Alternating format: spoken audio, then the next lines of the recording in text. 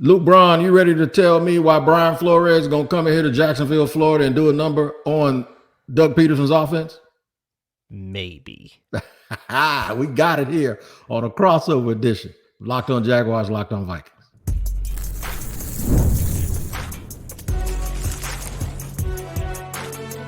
You are Locked On NFL Crossover, part of the Locked On Podcast Network.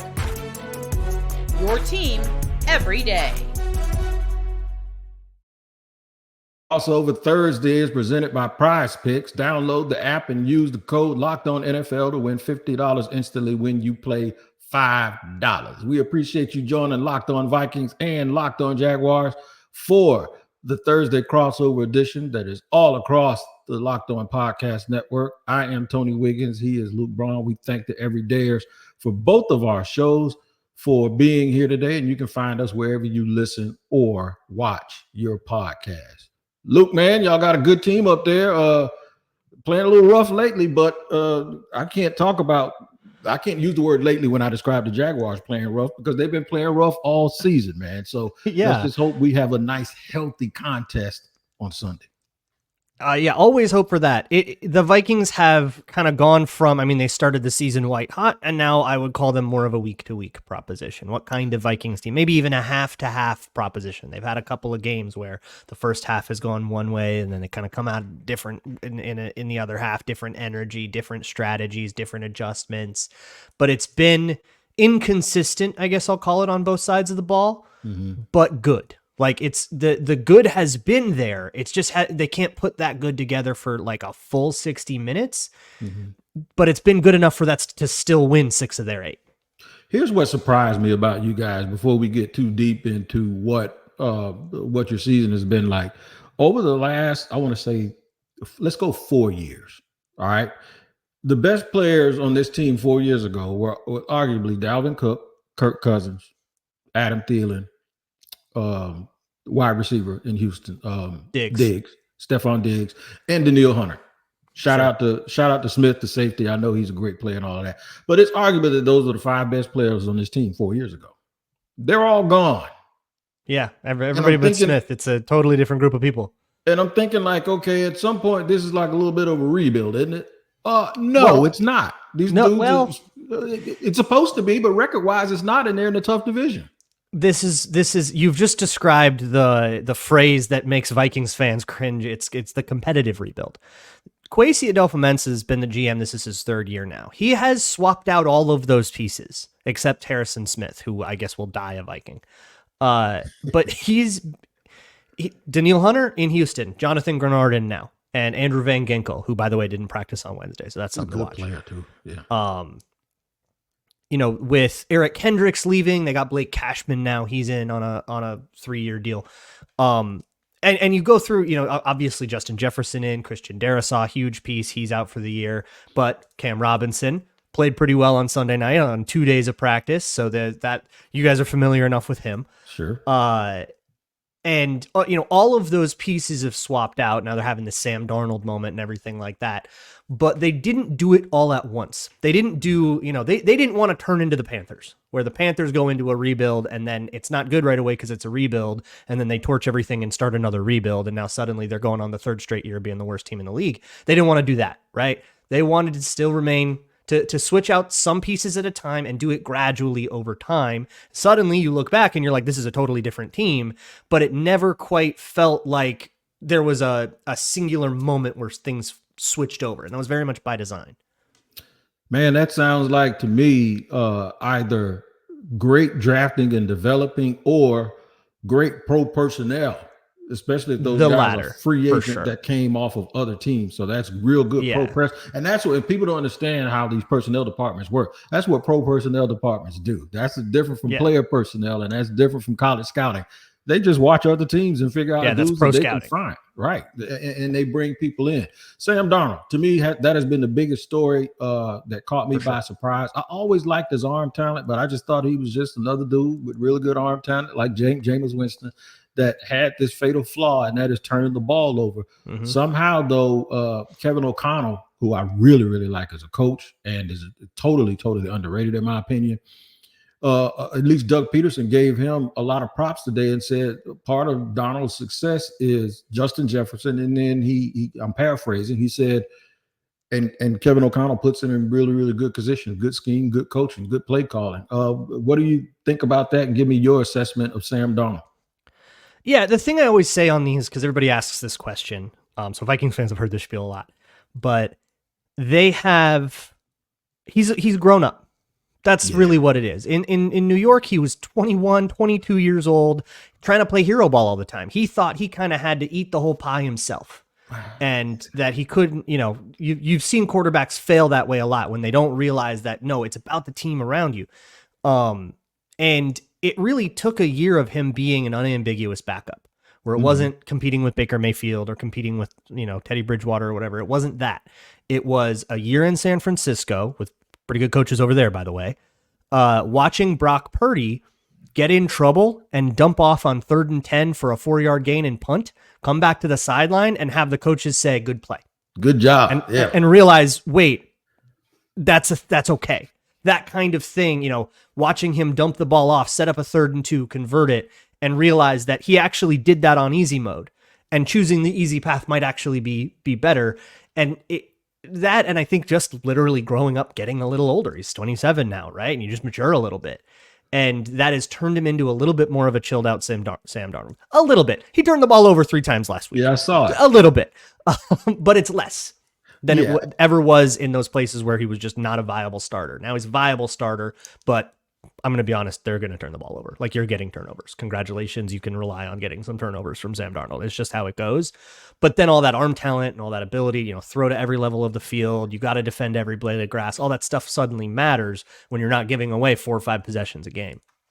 Absolutely. And I'm going to steal that phrase in segment 2, hero ball, because we are very familiar with that around here with the quarterback that we have, even though I don't think it's been as bad as some of the other picks in the draft.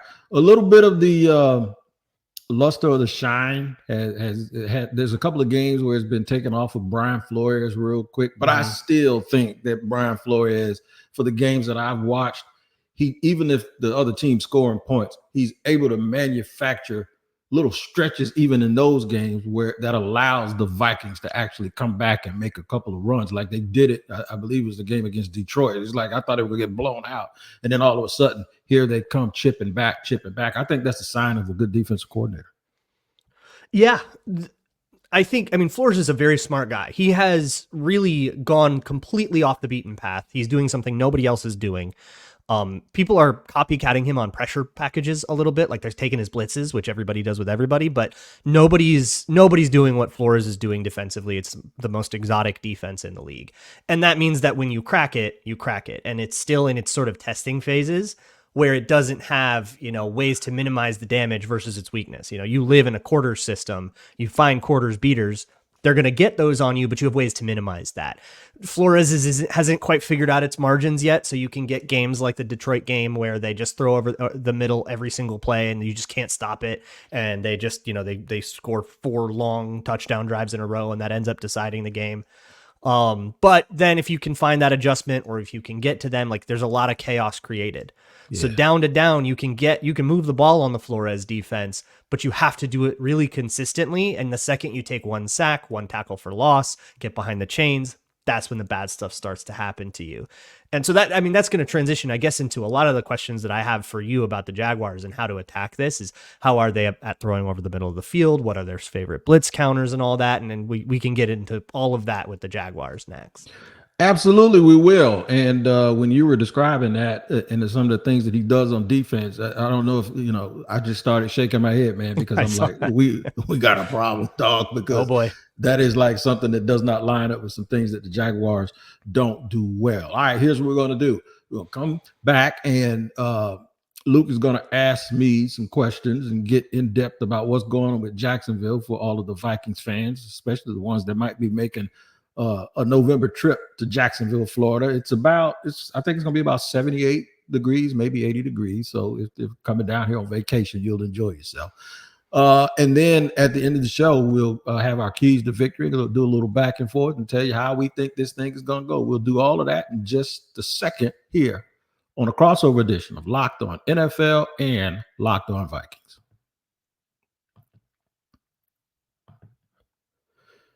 Today's show is sponsored and brought to you by pre-alcohol. That's right, pre-alcohol from Z-Biotics. Listen, man, let me explain something to you. When you want to go out and have fun, pre-alcohol probiotic drink by Z-Biotics is the world's first genetically engineered probiotic. It was invented by PhD scientists to tackle rough mornings after drinking. Here's how it works. When you drink alcohol, it gets converted into toxic byproduct in the gut. It's this byproduct, not dehydration, that's the blame for your rough next day. Pre-alcohol produces an enzyme to break the byproduct down. Just remember to take Z-Biotics.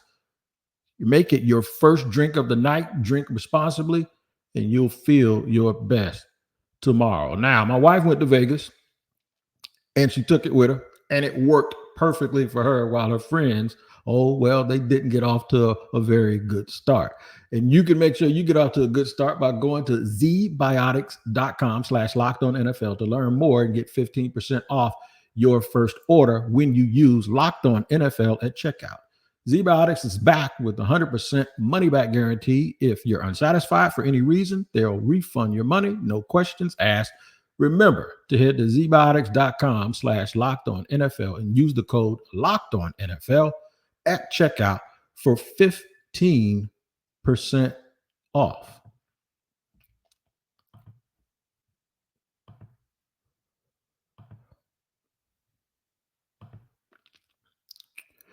All right, rocking it back here with my man Luke Braun from Locked On Vikings. I'm Tony Wiggins with Locked On Jaguars.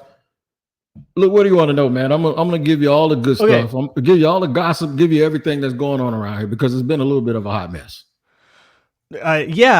So one main question I have, it's not about this matchup at all, but is this possibly a week where Doug Peterson gets fired? Like, are we almost there? Yes. Okay. I would think that first of all, Shad Khan is a little bit slow to fire people. The only person I believe he has removed in the middle of the season was Doug Peterson. Not Doug Peterson. Urban, right? Urban, yeah, of course. He should have removed him early. But the only coach that has been here for a long time that he's removed was Gus Bradley. And he did that at the end of the year. And Doug Marrone took over for the last two games. And that leads to another point. He's never really cut off the entire regime every time he fires people. He always keeps someone left over. He kept Doug that time. And then when he got rid of Doug, he kept Trent Baalke from when he let go of Doug and Dave Caldwell. So the Jaguar fan base, and I'm probably one of the people leading the cause that thinks that if they do make another move, that they need to make a clean sweep and start totally over and do this thing the right way. Totally hit the plunger, yeah. Okay. So you mentioned something about Trevor Lawrence and like hero ball and all that stuff. So my question is a broader one. It's the Brian Flores defense is the entire thesis of it is that we are going to pressure you every play. We're going to blitz you all the time, or sim pressure if that's what you're worse against. And even though that's going to put holes in our coverage that are, on the whiteboard, these blitz coverages lose to a lot of different stuff, and you're going to hit some chunks on us, you can't string those together over and over and over and over again. Eventually, you're going to take a sack, throw a stupid interception, and we're going to create these really big, explosive defensive plays that get the ball back. And so it turns into a bend, don't break thing. You'll get first downs, but you'll also get turnovers. So with Trevor Lawrence, how does he respond to that kind of thing? Is he consistent throwing over the middle of the field? Does he get the ball out quickly? Does he panic under pressure? What happens under that super high, volcanic environment? Is that where he thrives? If they're in 2 minute, if they're on the ball, interesting. And they're playing, because the Vikings are very bad defensively in 2 minute, and that's when he's at his best. But I don't think they're going to do that from the very beginning because, as you know, if you get in 2 minutes and you start rushing, 2 minutes is fine as long as it's working. As long as you're converting first downs, it's working. The second you go 3 and out 2 times in a 2 minute drill and use up 35 seconds off the clock and your defense is huffing and puffing, it looks disastrous. It looks like you're hurrying up. It's like you're going to hell in a Ferrari. You know what I'm saying? Like, ain't no use in rushing, dog. It ain't going nowhere. And that's what happens when the Jaguars get into that type of thing that can be very effective for them at the end of the game. But when you talk about the pressure aspect of it, no, that's not a good thing for Trevor Lawrence, especially when it's disguised. One, the offensive line is, I wouldn't even call it average, even though we traded Cam Robinson away with a little bit of game still left in the season. Mm-hmm. They're not even average, they're below average. They have these really good stretches, just like Trevor Lawrence. Sometimes they look lights out and sometimes they don't. And that's a microcosm of this entire Doug Peterson regime. They started the first year he was here 2-7 and ended up 9-8 and made the playoffs. They started the next year, which was last year, 8-3 and ended up 9-8 and made the playoffs. Now they're 2-7, and sometimes they start games off slow and come on like gangbusters at the end, and sometimes they start off fast and then they fade. The thing that they're consistent about is being inconsistent. So is he capable of handling pressure? Absolutely. Does he have a demonstrated performance of handling pressure because of the offensive line, and now they have a depleted wide receiver core? No, he does not have a demonstrated performance. In fact, he's one of those guys that'll play a little bit of hero ball when things start going bad around him. Now, I think since he's been in the league, he leads the league in two categories: turnovers and drops. So there you go. That's the inconsistency that creates that variance that I'm talking about. It's like you want to blame him, but you don't want to blame him because the drops usually come first, and then the turnovers come when he feels like he has to do something to carry this ball club. So I guess then what the Vikings will want to do is get him into that mentality and make him feel like, oh my God, it's 3rd and 12. I got to do something. Elsewhere on the Jaguars, well, I did kind of want to ask about the tackle. You've got Walker Little now playing at left tackle, right? And that's the deal. And I forget who's at right tackle, but how's that going without Cam Robinson now? Anton Harrison, the first-round pick from 2022, is at right tackle. He's their best lineman to me. Really? He played left tackle in college. He's at right tackle. He played every game at right tackle. The thing about Walker Little is that was Urban's first year. He was a second-round pick. And it was a head-scratcher because you said, okay, they're just going to use him to replace Cam Robinson. That's what they're going to do. What they actually did was let Juwan Taylor go in free agency to Kansas City for $80 million over 4 years. And they decided they were going to play Walker Little at right tackle. Didn't work. Played with his hands too low, got bullied, got pushed around. Had missed 2 years because of an injury in college, the other one was because of COVID. And then he basically redshirted as a rookie. So what ended up happening was they drafted Anton Harrison. And they said that Walker Little was going to be their swing lineman. He's going to be left guard, left tackle, right tackle. You use a 2nd-round pick on that guy. And then we were coming into the season thinking either he isn't very good or they just don't really have a plan. And they think they can make the playoffs this year. They're going to ride it as far as they can until the trade deadline. And either him or Cam's going to get traded. They either decided they're not going to keep Walker Little beyond this year. He's a free agent next year. And they're going to move him and try to get something for him because he's young, or they're going to go ahead and move Cam. They decided who's also a free agent after the year. Right, who's also a free agent. So they don't do deals in the middle of the year. Walker Little has not shown them enough, in my opinion. And maybe this is what they wanted to see once the games got to the point where they were 2-6 before they made that trade. He hasn't shown them enough that they're going to franchise tag him or give him a big contract. That he just hasn't shown that. They're going to be in the market for another left tackle. So it's a little bit perplexing. Of course, we have Ezra Cleveland at left guard, who Coach Phil Rauscher, who I just named two people y'all are very familiar with. Phil Rauscher's over there. Right? He's still loud as heck. Yeah, he's still loud. And the thing about Rauscher, he's a good dude, though. But Rauscher he's one of the most maligned people around here because the line hasn't played well. And what happened is he has been a little bit of a mystery. Like, you wonder if they love him so much because Rauscher vouches for him and loves him so much. They re-signed him, gave him a very team-friendly 3-year, sort of $28, $29 million deal in the offseason. But he's just underwhelming. He's just a dude. He's the kind of guy that needs to be your swing guard and not your starter if you're talking about making a run into the playoffs. I think there's a reason Minnesota let him go. Yeah, well, they were. It was the same deal as Cam Robinson, where it was clear he was just going to be a free agent. So they got the last 8 games out of him, and they had Dalton Reisner at the time. They were pretty happy with that guard. Now they're starting Blake Brandel, who's been something of a swing lineman that they're giving a starting job to. He's done all right. I do want to ask real quick about the defense. before we kind of go into the more predictive element here, what's the plan for Justin Jefferson? How does this defense handle a clear number one threat at receiver?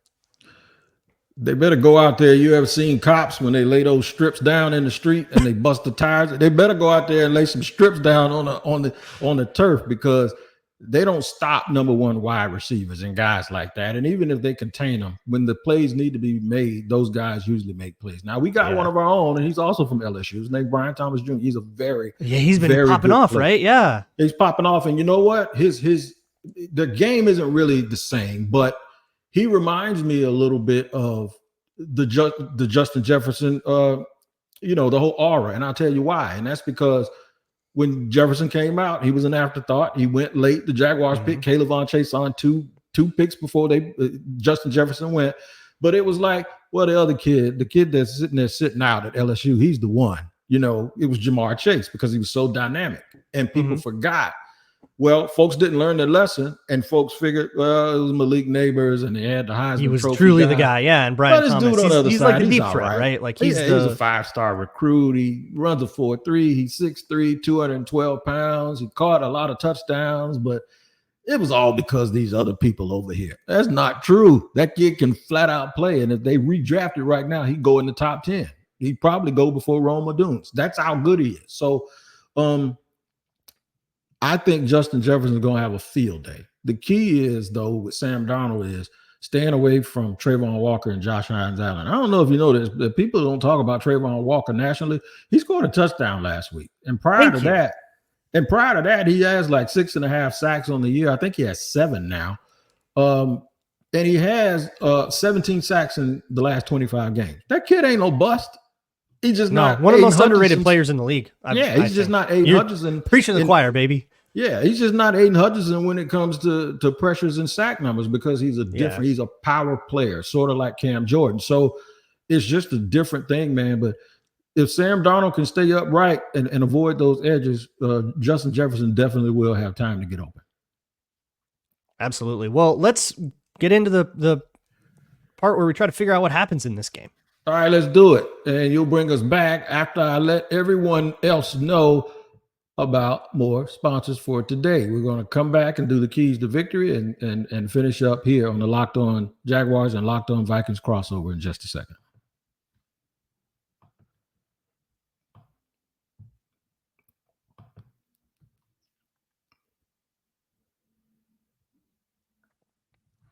Today's show is sponsored and brought to you by FanDuel. Yeah, our friends over at FanDuel, America's #1 sports book.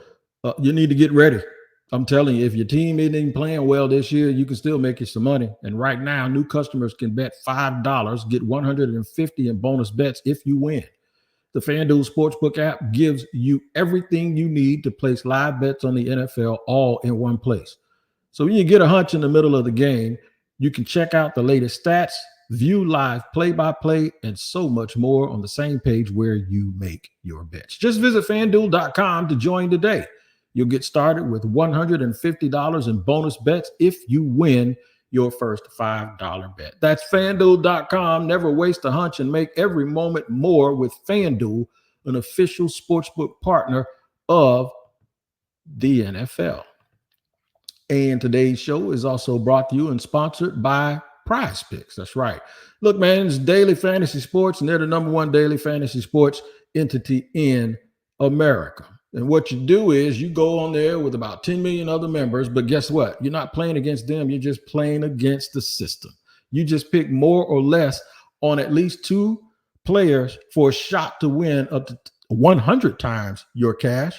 Run your game all season long on Prize Picks. So here's what you do, man. You pick between 2 and 6 projections. If you get them all right, you get paid. Download the app today and use the code LOCKEDONNFL to get $50 instantly after you play your first $5 lineup. Again, use the code LOCKEDONNFL to get $50 instantly after you play your first lineup. Prize Picks. Run your game.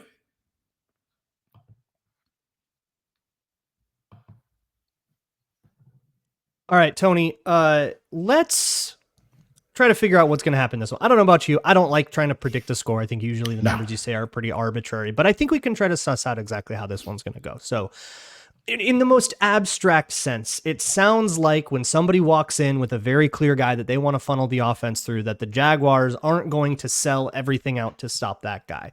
They're going to let that guy get his yards and hope they can win the game anyways, which, by the way, that's what the Lions did, and it worked out pretty well for them. So that's not as crazy of a strategy as it might seem. But, I mean, is that do I have the right vibe on that with the Jaguars? Is this maybe a game that Justin Jefferson can go get his?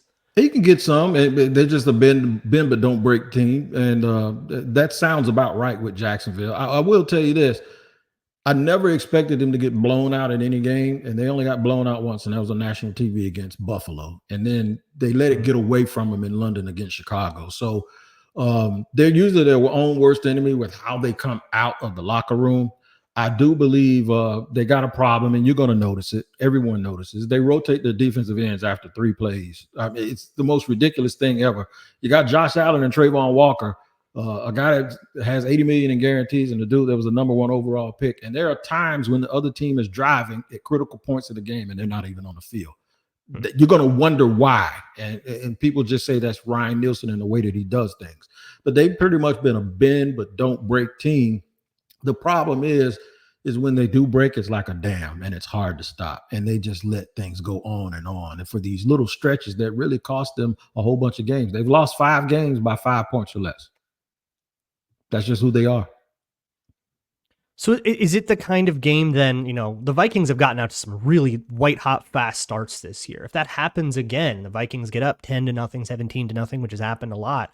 Is it the kind of thing where Jags fans are just turning it off? Or because the Vikings do let teams hang around and crawl back, but you got to be capable of it. Well, that's a problem then, because if you're going to be a sitting duck for them, the one thing about them, they're scrappy. And they are scrappy because if you're down 17-0, it's halftime. Maybe you get one touchdown at the end and you're 17-7 and you feel it, right? Like I feel like some teams are just still going to feel really bad and just keep getting smoked. And some teams go, no, we got this. Like, is that their character? Yeah. And this is the good part of that. It's bad that they get behind, and it's bad that they have this big, I use the word variance in how they play. And it's not even from week to week. It's not even from game to game. It's from quarter to quarter.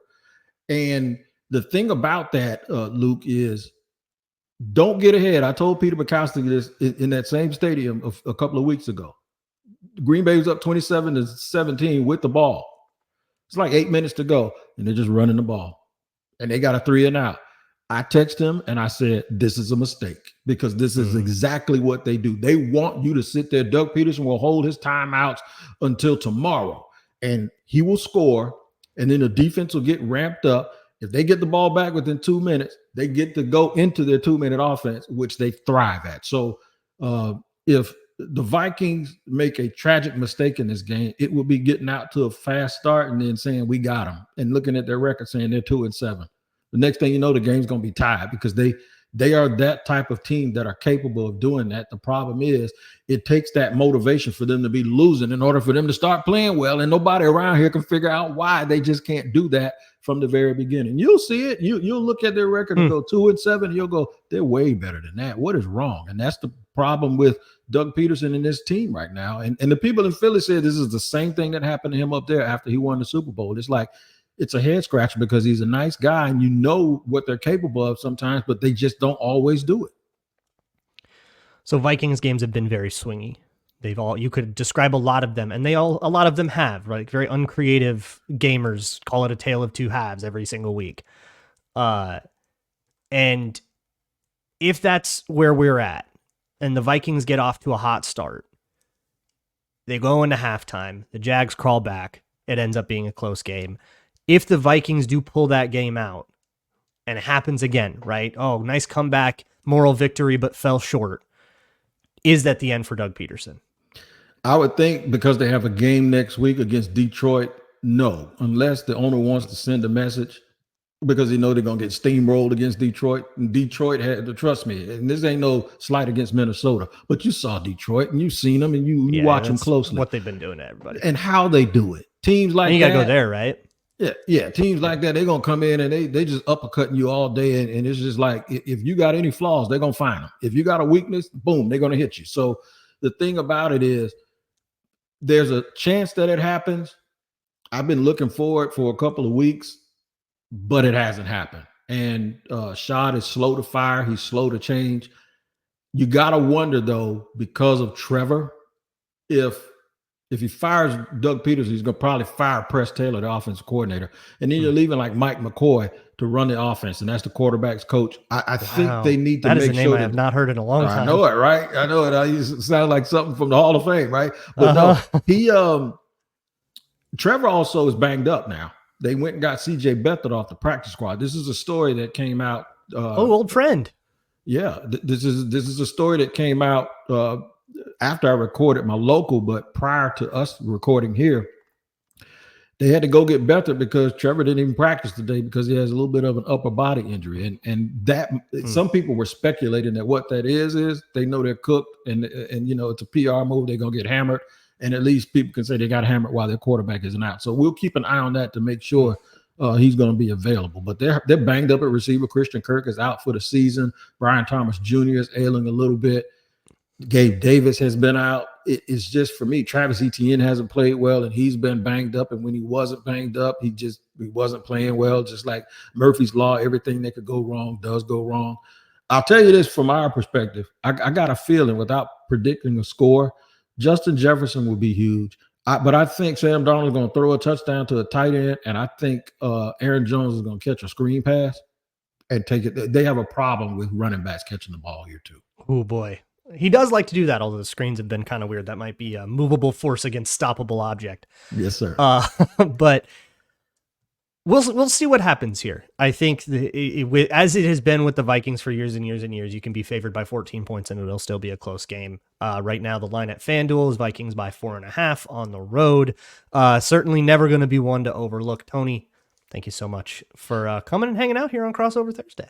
No doubt. Thank you. And remember, it's sponsored by Thursday Crossover, sponsored by Prize Picks. Make sure you download the app, enter the promo code LOCKEDONNFL to get $50 off of your first $5 bet. Make sure you tap into Locked On NFL too. 2 shows. Tyler Rowland, the madman, hits you up early in the morning with a double shot of espresso, and I'll slide through with you on the barbershop, and we'll chat it up with some of the biggest experts from around the National Football League that know your team better than anyone else. Until next time, good luck for a healthy game Sunday. If there are Vikings fans traveling, please travel safely, and hopefully we'll have a good game that does not involve any injuries. Until then, you guys take care and take care of each other, and we'll see you. I will have a post-game, Luke. Do you do a post-game Sunday? We got a postcast, yes, live on Locked On Minnesota Sports with Sam Ekstrom, Ron Johnson, and Luke Inman.